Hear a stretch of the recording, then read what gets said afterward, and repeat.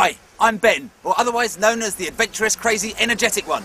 I cross deserts, climb mountains, run marathons, bungee jump, scuba dive. I'm practically a fish myself. Nope, he's not auditioning for my show, but that was his audition for the best job in the world, which he won as an island caretaker, and now Ben is the tourism ambassador in Queensland. So I'm here in Queensland, the Sunshine State, to find out what that is all about. And I can guarantee you it is still the best job in the world. We'll see.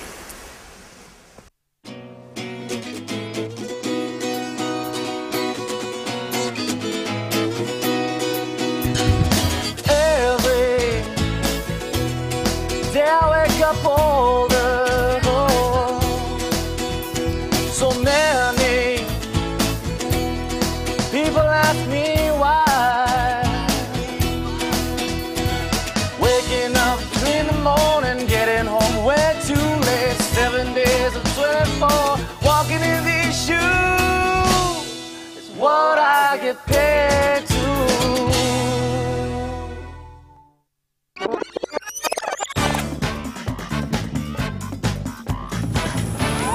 Let's rewind to January 2009, where the folks at Tourism Queensland created a vacancy for an island caretaker. 34,000 people from every nook and corner of the world applied for the dream job. Who wouldn't? After all, the winner gets paid $150,000 for 6 months to swim, snorkel, dive, feed the fish, and to blog. Ben Southall. Ben Southall from England beat the competition. He promptly packed his bags and moved to live in a rent-free 3-bedroom villa, complete with a pool, on Hamilton Island in Queensland.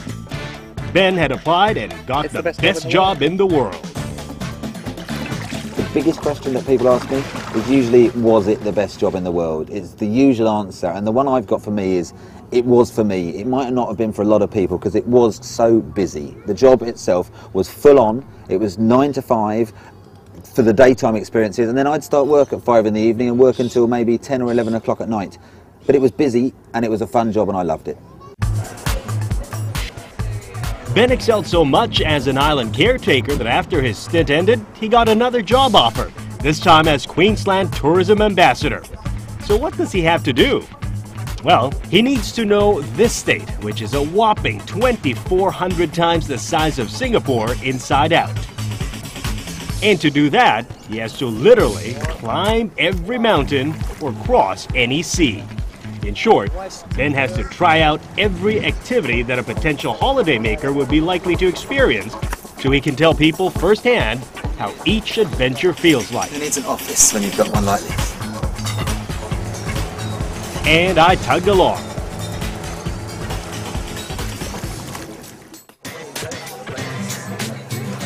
Another part of Ben's job is to travel around the world to sell Queensland's highlights.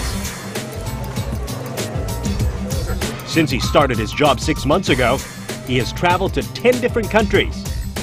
Call this a job? Isn't this just fun and games, Ben? There was always the idea that the Island Reef job was going to be about sitting in a hammock and reading a book, but it's always been a lot more than that. Queensland's got 200,000 businesses that rely on tourism, and those businesses rely on someone like me to go and put them out actively, proactively, and promote them. And that's a lot of responsibility that comes with that, you know, going and presenting to 2,000 travel agents in Dubai who could potentially send 10,000 people to Queensland every year is a big responsibility. One of his favorite ways of getting people to go wild about Queensland is to blog and tweet about his daily adventures. Ben now has close to 4,000 Twitter followers, and he tirelessly updates them around the clock, even in his dreams. I think the tweeting becomes a bit of a habit. It's a nice addiction because it allows me to give people different experiences. If they're sat there in an office and want to live a bit of a fun lifestyle and think about these sort of things and adventures, they can come and do it. And if I can give them just that little opportunity, then I suppose I'm doing my job. With a job as varied as Ben's, anything and everything goes, including going the extra mile, quite literally. It's 6:25 in the morning and Ben is out training for the annual Gold Coast Marathon. It is not part of his job, but he has made it so. All because he knows the growing popularity of marathons can also attract plenty of running enthusiasts down under. Today, Ben is training with Pat Carroll, a former national marathon champion and running coach to the Premier of Brisbane, Anna Bly, who is going to start off this year's race with Ben. There's not much. As if volunteering for extra work like training for a marathon isn't enough, Ben didn't let his fear of heights get in the way. He wanted to show me the view of Brisbane from the top of the Story Bridge. Is this the top? This is the top. We've reached the top. Okay. You ready? Well done. Yep. 22 stories high now, so you're 80 metres up above the Brisbane skyline. And looking down, it looks quite scary from up here. You can see all the cars, the traffic going through beneath us. And what are you doing? Oh, I'm just tying a shoelace, but people have actually got down on one knee and proposed up here. On top of the bridge, and there's actually been a couple of weddings as well, so it's a special place. It's a nice place if you want to save on that wedding gown. You gotta wear this Exactly. and this for your wedding day. Not bad. Yeah. So, would you marry me? What I get paid to. What I get paid to.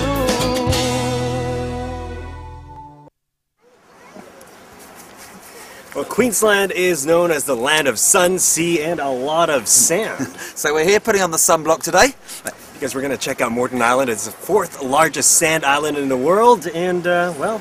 This is all part of the job. Put the sun cream on, and off we go.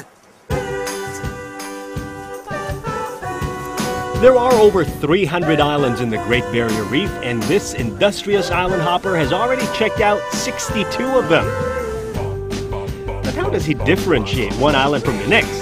Isn't an island just an island? So when I get to a new island, one of the first things I do, the first morning I'm staying there, is get up and go for a run around the tracks around the island. I can get up to the highest point on the island, have a look at it, I can go to the furthest beach, and it's usually a great way to explore, and it gives me a much better understanding of it, of what the whole thing is. Boy, was I glad when Ben decided to give running a pass today. Instead, we started exploring the ocean beaches of Moreton Island. On these, nothing like a bit of competition to spice up an otherwise ordinary day's work for Ben. Do it! Over the bump. Oh, steady. And Ben is the winner. There's gotta be a return. Moreton Island is also home to the biggest sand dune in the world, so it was definitely on my to-do list. And there is no better way to get to know the place than getting down and sanding. Sand toboggan time. I'll see you at the top then, yeah? Okay. Race you, let's go. It's a long walk up. Let's go, go, go. Okay.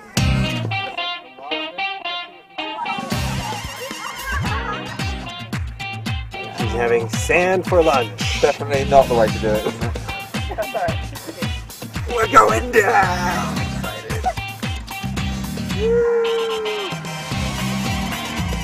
My turn. Awesome.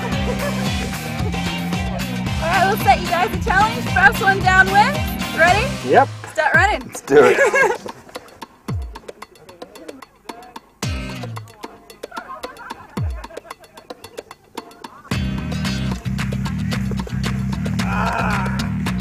Tim win! I want something, finally. I won a mouthful of sand. Whoa. Tim, congrats. That's a 3-0 whitewash. That's what you get for being heavier. One for Ben and one for me, but we're not calling it quits yet. 1, 2, 3.